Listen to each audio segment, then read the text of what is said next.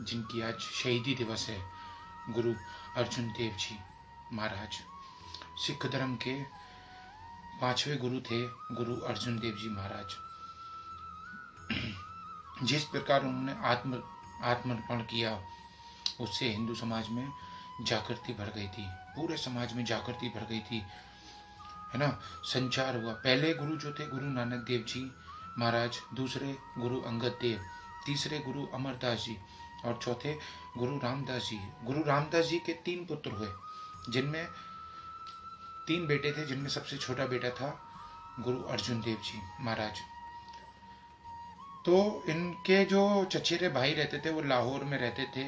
गुरु रामदास जी के उनके बेटे की शादी थी और शादी में इन्होंने क्या किया, इनविटेशन आया गुरु रामदास जी के पास की शादी में आना है भाई, तुम्हारे भतीजे की शादी है। तो गुरु रामदास जी गद्दी पे बैठे हुए थे, गुरु की गद्दी पे सत्संग वगैरह चलते थे। तो उन्होंने खुद न जाके अपने बड़े बेटे को बोला, जिनका नाम था पृथ्वी चंद को बोले कि पृथ्वी तू चला जा शादी में। तो पृथ्वी ने सोचा कि अगर मैं शादी में चला गया तो पिता का ध्यान मेरी तरफ से खिंच जाएगा, और उसके मन में था कि गद्दी पे मुझे बैठना है। तो उसने जैसे तैसे बात को टाला।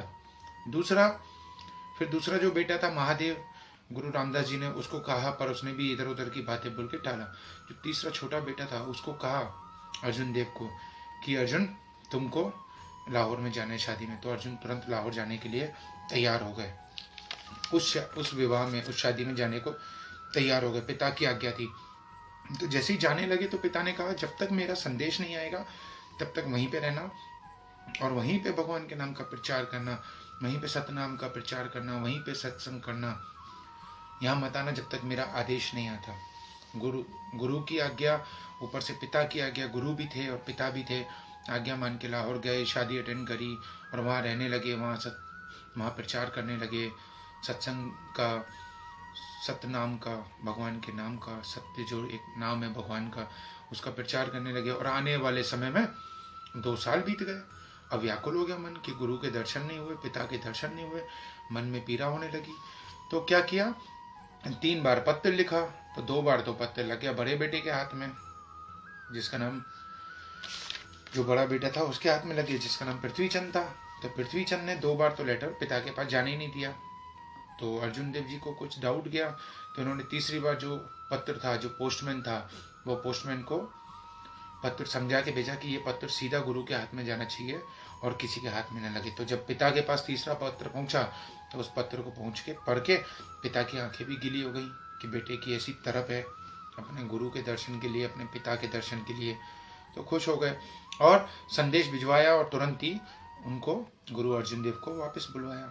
तो जैसे ही गुरु अर्जुन देव वापस आए और सीधा क्या किया, प्रणाम किया अपने गुरु को, और साथ में ये शब्द कहे, क्या कहते हैं कि बाग होया गुरु संत मिलाइया, प्रभु अविनाशी घर में पाइया। ये बात सुन के रामदास जी अति प्रसन्न हो गए और वे समझ गए कि ये छोटा है पर बहुत समझदार है, इसके अंदर क्वालिटी है, इसके अंदर गुण है गुरु की गद्दी पे बैठने के लिए।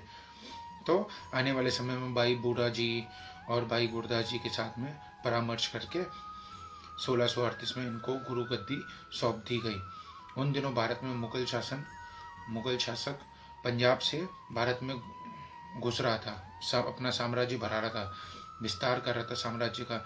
इसलिए सिख गुरुओं को संघर्ष करना पड़ा और गुरु अर्जुन देव को एक अनावश्यक विवाद के चक्कर में फंसाकर बादशाह जहांगीर ने लाहौर में बुलाकर गिरफ्तार करवा लिया और गर्म तपते हुए तवे के ऊपर उनको बैठाकर ऊपर से गर्म रेत उनके ऊपर डाली गई और इस प्रकार अत्यधिक कष्ट सह के, पीड़ाएं सहते हुए उनका प्राणांत हुआ। उनका जन्म 15 अप्रैल 1556 को हुआ था और 30 मई 1606 को उनका बलिदान दिवस था। तो शत शत नमन है ऐसे गुरुओं को, ऐसे वीरों को जिन्होंने देश के लिए, धर्म के लिए रक्षा करी और अपने प्राण दिए। हरे कृष्णा।